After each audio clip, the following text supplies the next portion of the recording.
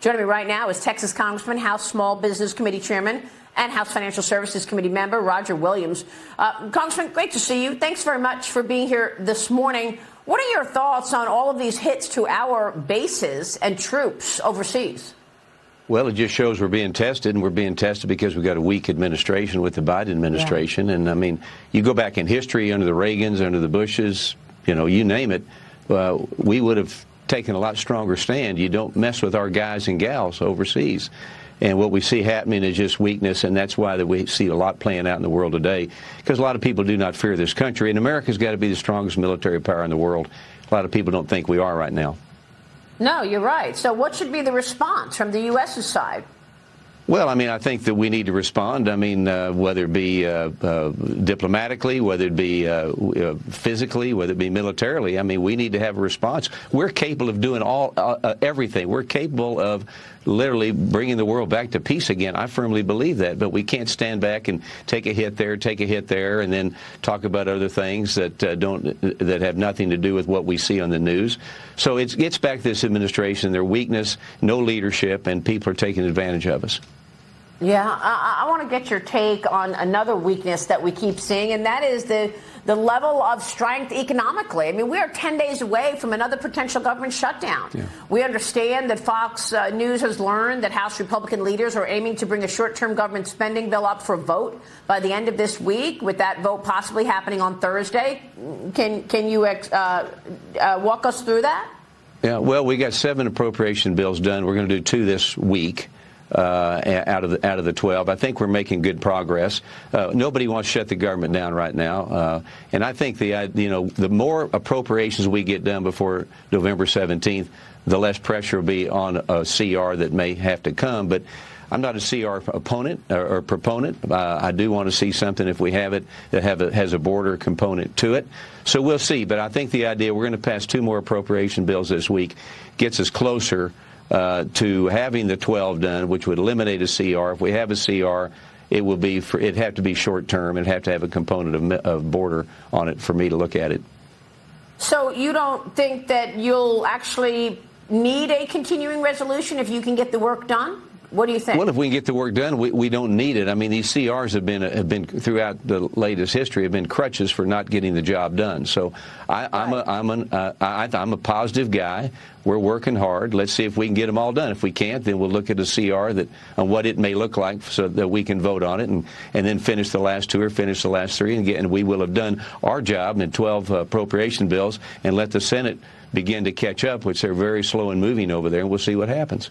So you've got a hearing in the House Small Business Committee tomorrow examining the effects of the Department of Energy's burdensome regulations, as you write, on America's job creators. You sent a letter to Energy Secretary Jennifer Granholm last week about potential new commercial registration equipment, energy efficiency standards. You write, quote, "This rule would require the small businesses that manufacture commercial refrigeration equipment to abandon and redesign many of their product lines, an extremely costly endeavor.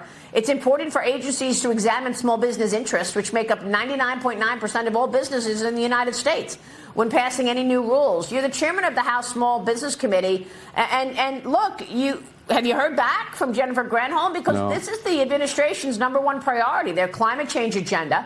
They're putting new rules in place for businesses to follow, and it's affecting the economy.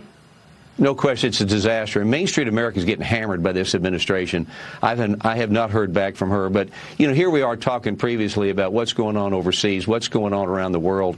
And now we start talking about gas stoves. We start about ceiling fans, refrigeration equipment. The attack on Main Street's unbelievable by this administration. Main Street small businesses are hiring compliance officers. They're not hiring salespeople. They're not hiring loan officers. And we continue to have to talk about this. It's almost embarrassing that we're going to have a hearing tomorrow on gas stoves and ceiling fans, and we got everything happening in this world.